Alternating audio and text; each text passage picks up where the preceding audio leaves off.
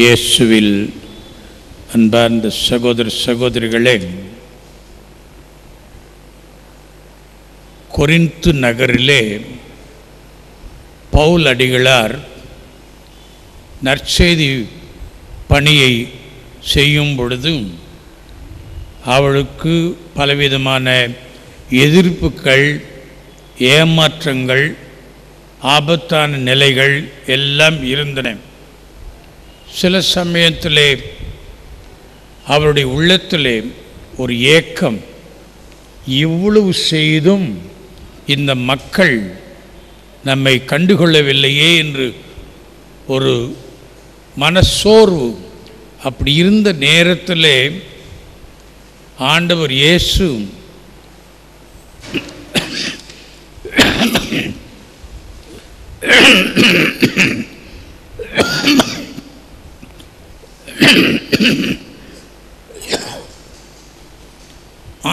இயேசு பவுலுக்கு காட்சியில் தோன்றி,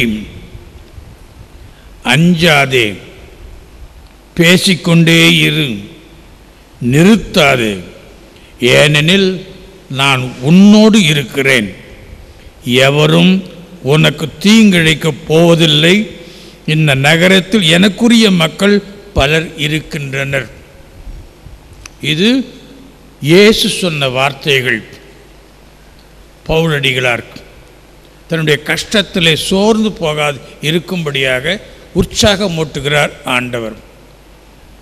அன்பார்ந்த சகோதரர்களே, இதே வார்த்தைகளை இன்றைக்கும் அதே ஆண்டவர் நமக்கும் சொல்லுகிறார்.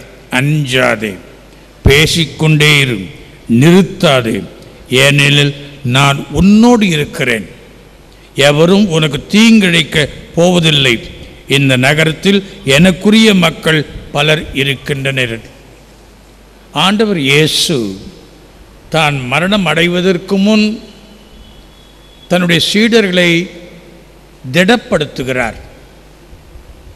காரணம் என்ன என்றால், இயேசுவின் பெயரால் அவருடைய மறைபரப்பும் பணியில் ஈடுபட போகிற அவர்களுக்கு கண்டிப்பாக எதிர்ப்புகள், ஏமாற்றங்கள், கொலை செய்யக்கூடிய தருணங்கள் எல்லாம் நிகழும். ஆகினால்தான் சொல்லுகிறார், நீங்கள் அழுவீர்கள், புலம்புவீர்கள், அப்போது உலகம் மகிழும்.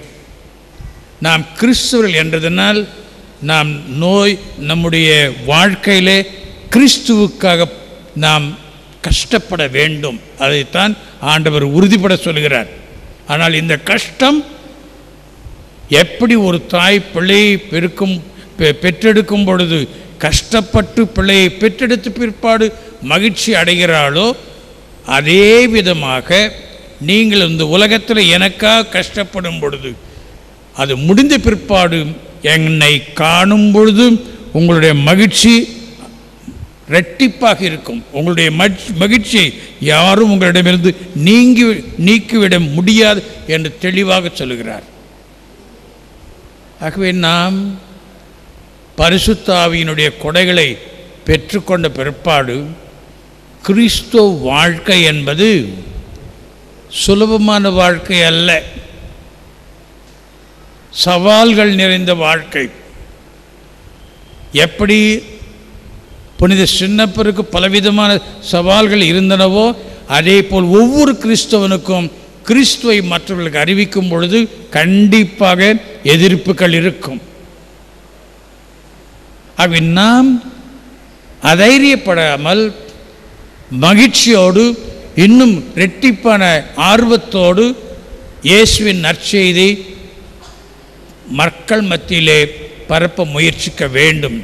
இயேசுவில் அன்பார்ந்த சகோதரர்களே, அவ்விதமான ஒரு மனநிலை நம்மிடத்திலே இந்த உயிர்ப்பு திருவிழா பிற்பாடு, நம்மில் உயிர்த்த ஆண்டவரை பார்த்த பிற்பாடு அந்த அவருடைய வாழ்க்கையை நாம் வாழ்ந்து காட்ட வேண்டும் என்பது தான் இன்றைய நற்செய்தியினுடைய மைய கருத்து.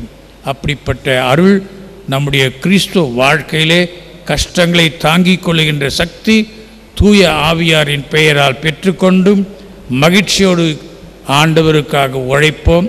ஆமென்.